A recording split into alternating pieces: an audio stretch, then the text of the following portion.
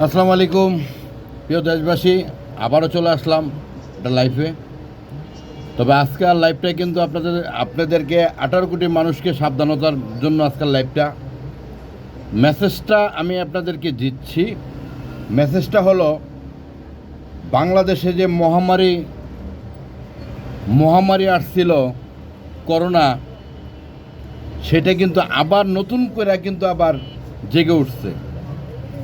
তো নতুন করে যেহেতু জেগে উঠছে, তাহলে আমাদের আগের থেকে সাবধানতা অবলম্বন করাটা আমরা মনে করি যুক্তিসঙ্গত।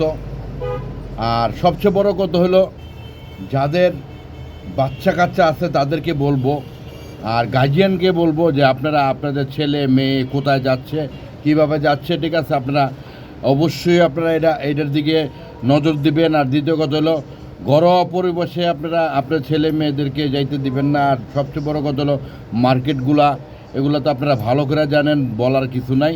তবে সাবধানতা হলো সবচেয়ে অবলম্বন। সাবধানতা নিজের যদি আপনি সতর্ক থাকেন, তাহলে আপনার কেউ কিছু বলা লাগবে না। তো ভালো থাকবেন, সুস্থ থাকবেন, নিজেকে ভালো রাখবেন, আর সাবধানে চলাফেরা করবেন ইনশাল্লাহ। আসসালামু আলাইকুম।